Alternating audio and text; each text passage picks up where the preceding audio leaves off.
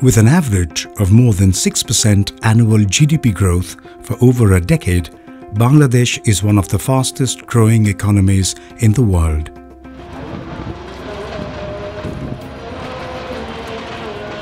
Its various social indicators are better than its neighbors in the Indian subcontinent.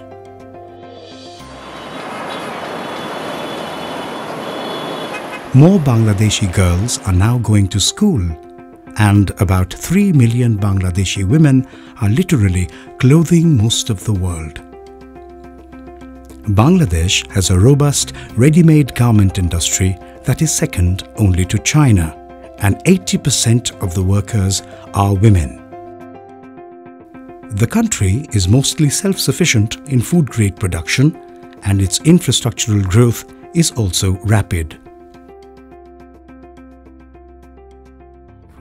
In less than a quarter of a century since 1947, this land has changed its name and political identity not once but thrice.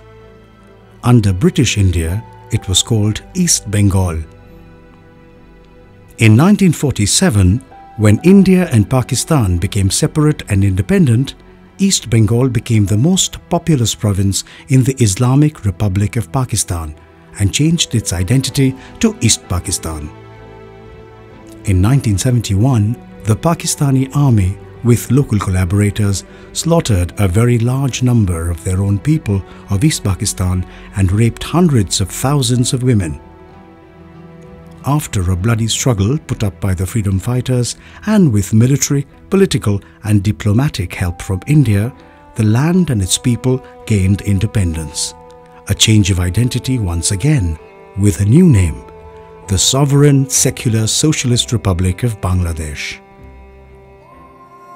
But one of the core character traits of this Muslim-majority land didn't really change over the last 7 decades: its treatment of religious and ethnic minorities.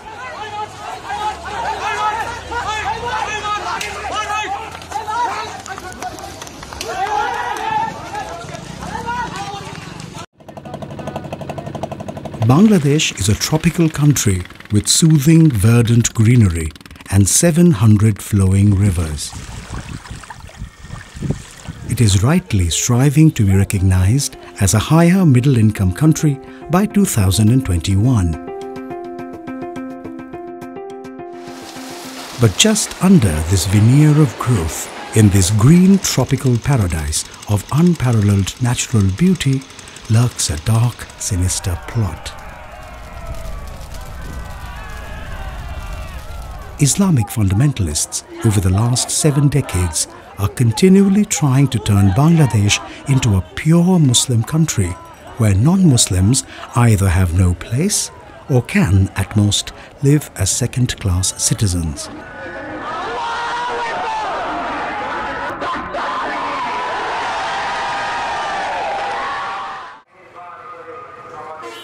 They want to purge Bangladesh of all signs and vestiges of non-Muslim identities. Within a few years of independence, secular Bangladesh declared Friday, the Islamic weekend, as their weekly holiday. Indigenous communities were ordered to become Bengali and adopt Arabized Bengali, the state language of Bangladesh. The Bengali calendar was changed, ignoring the non-Muslims and their rituals and religious practices that go along with the traditional Bengali calendar. Finally, in 1988, Islam became the state religion in hitherto secular Bangladesh.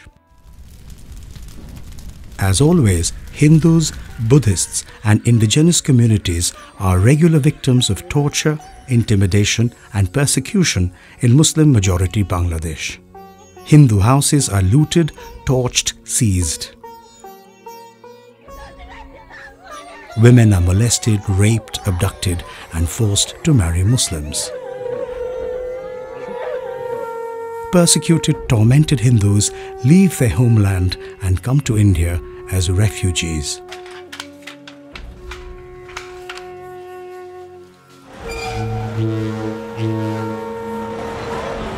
In this land that is now called Bangladesh, The first major incident of genocide took place on October the 10th, 1946. India was getting ready to be liberated from British colonial rule, and the Muslim League was demanding a separate homeland for Muslims. In the Noakhali district of East Bengal, Hindus were celebrating Lakshmi Puja, evoking the goddess of wealth for the prosperity and well-being of their families. Under the leadership of Ghulam Sarawar, a Muslim League leader, thousands of Muslim men attacked Hindu homes and killed between 5,000 and 10,000 men and women, not even sparing the old, infirm and children. Thousands of women were raped and forced to convert to Islam.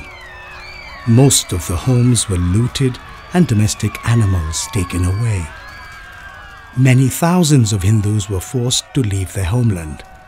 The genocide was widespread and affected an area of about 2,000 square kilometers. Ironically termed as the Noakhali riots, not one Muslim was killed, raped or tortured by the Hindus. And incidentally, no police or legal action was taken against any of the Muslim assailants. Hindu extermination began in Bangladesh in 1946 with the Noakhali genocide and continues till date. The Noakhali killings marked the beginning of mass murders and mass exodus of Hindus from this land when it was East Bengal in United India. Since then, there have been numerous incidents of pogroms perpetrated by the Islamists, which left Hindus destroyed, devastated, and rootless. The 1950 Dhaka killings and the 1964 East Pakistan massacre saw Hindu and other religious minorities slaughtered and persecuted in their homeland.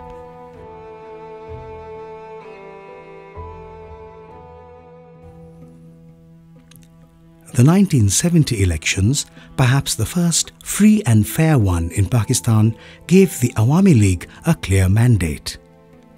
But that was rejected by the West Pakistani political clique. In 1971, after all negotiations failed, Awami League Supremo Sheikh Mujibur Rahman called for the independence of Bangladesh. আমার মুক্তির সংগ্রাম এবারের সংগ্রাম স্বাধীনতার সংগ্রাম At the stroke of midnight, 25th of March 1971, the Pakistani army launched Operation Searchlight, starting with an attack on students and teachers of Dhaka University, killing them in large numbers. This marked the beginning of the War of Independence for Bangladesh. But even in the 9 months of this War of Independence, Hindus were the declared primary target. Although the Liberation War took a heavy toll on human life, a disproportionate number of Hindus were killed and women raped in 1971.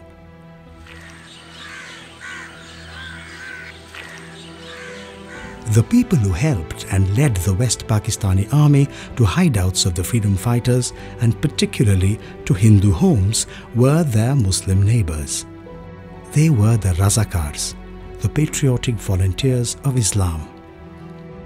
A new nation was born with a new identity, but the oppression of Hindus continued. The years 1989, 1992, 2001, 2014 show some vivid examples. আমরা দেখেছি যে যারা মুসলিম জনগোষ্ঠী তারা কিন্তু একতরফাভাবেই হিন্দু জনগোষ্ঠীর উপরে আক্রমণ করেছে। একটা প্রশ্ন বোধহয় আসতেই পারে যে এখানে কখনো দাঙ্গা হয়েছে কিনা। আমি বলতে চাই যে দাঙ্গার যেই সংজ্ঞাটা রয়েছে সেরকমভাবে এখানে কখনো কিছু হয়নি, কারণ দুই তরফে মারামারি হয়নি। যা হয়েছে একতরফাভাবে আক্রমণ হয়েছে। According to the 2011 census, the Hindu population in Bangladesh declined to 8% from 31% in 1941. This would not have been possible without the complicity of the state and the active participation of society at large.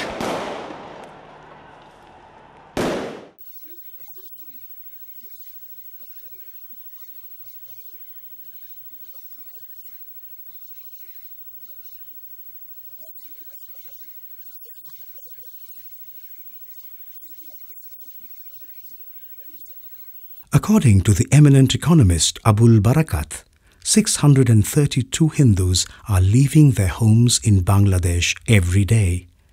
As reported by Bangladesh's prominent newspaper, The Daily Star, around 2.6 million acres of Hindu-owned land has been grabbed by Muslims between 1996 and 2006. The horror continues. Most of the indigenous people of the Chittagong Hill Tracts were driven out of their homeland because of illegal seizures of land and livelihood by Muslims.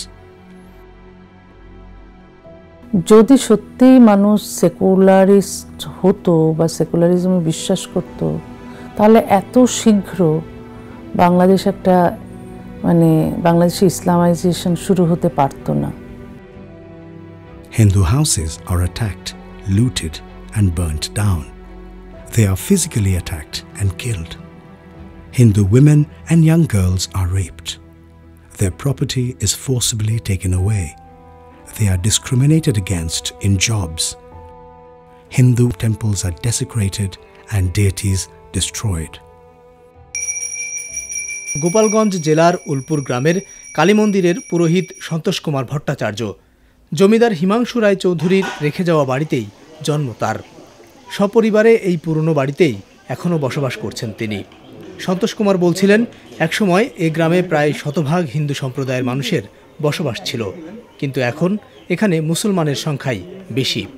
এলাকা basis ওই একটা চাপ, সংখ্যালঘু, আমরা তাদের যাওয়ার গতি দেখে মনে করি যে এখনও যাচ্ছে, আবার ভবিষ্যতেও যাবে। গ্রামের বাজারে ক্ষৌরকার নিখিল সরকার 40 বছর ধরে এটি তার মূল পেশা।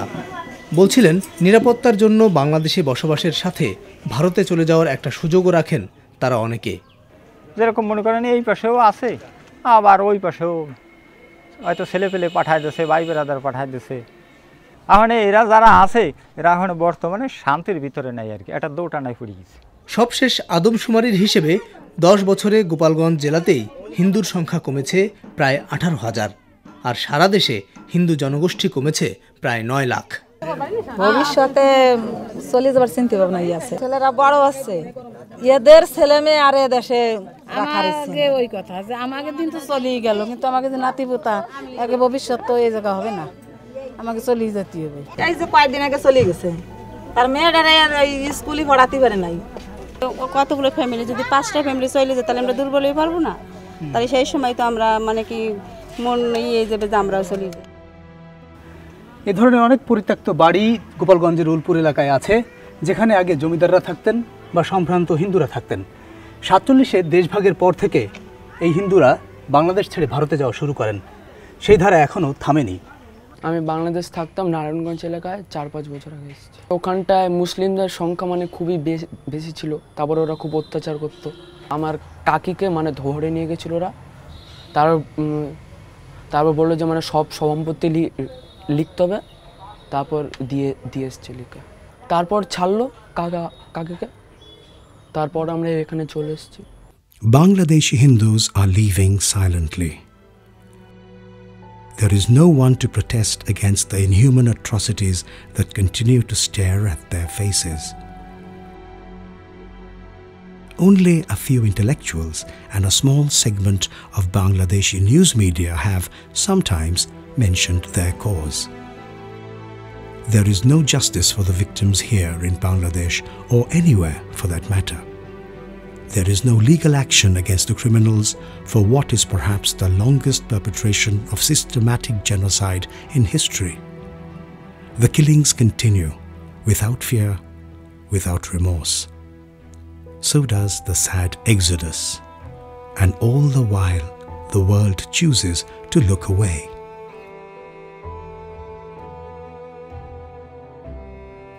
The world media is silent. The Indian media is silent. Human rights organizations are silent. The world community and all its nations are in shameful, indifferent denial. And perhaps worst of all is the enforced amnesia of the displaced victims now settled in India. A helpless silence about their traumatic past enforced upon them, lest they be labelled Islamophobes. But is the world watching